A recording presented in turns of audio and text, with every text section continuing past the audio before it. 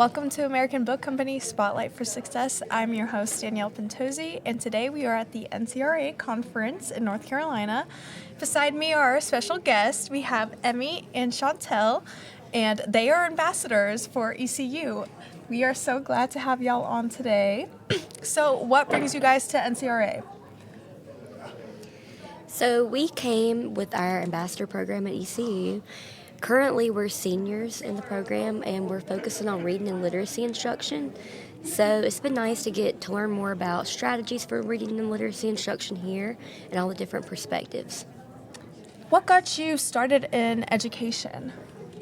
I feel like for me, just ever since I was little, I just knew that I really wanted to be a teacher when I grew up.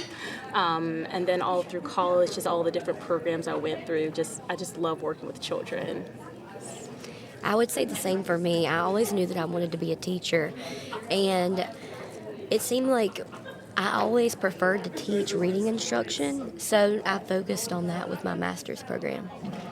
Was there a specific strategy you used in the classroom to help? Sorry, let me cut that part out. I was going to say that weird. Was there a specific strategy you used in the classroom to drive student growth? One strategy that I've learned a lot about in this program and that I've used in my classroom is student motivation and allowing them to have choice and voice in the room. Especially with literacy, I try to let them, if I'm working with intervention students, select the passage that we're going to be focused on. And you can do that just by providing, 2 or 3 choices for them based on their interest and letting them feel like they have that little bit of choice in the assignment, and that helps with motivation. Yes, I definitely agree with Emmie. I feel like we learned a lot about that in our graduate courses, just making sure instruction is relevant to students, giving them choice, when it comes to engagement, and then also motivation as well. So now being at ECU for the graduate program, 4 years since y'all are seniors? It's two, so our 2 program years? is 2 years. 2 years? How has that experience been so far? My experience has been amazing. I've enjoyed it so much, and the nice thing about ECU is with our program specifically, the reading and literacy, it is fully online, so I've been able to work full-time and keep up with my workload with classes. My instruction, can we cut that part? Yeah. My instructors have been very supportive. If I have a question, it seems like they respond within really 24 hours, and I've even had some that are willing to meet on WebEx just to answer a question on a Saturday. So my advisor's been very supportive and helping me stay on track with what my goal was. So I've really enjoyed my time at ECU. Yes, I agree. Same for me. I feel like our professors are just amazing, just always willing to help us, and I feel like they really want us to succeed. And I feel like we can always reach out to them, and they give us feedback very quickly as well. What advice would you give to other educators wanting to join a graduate program at ECU?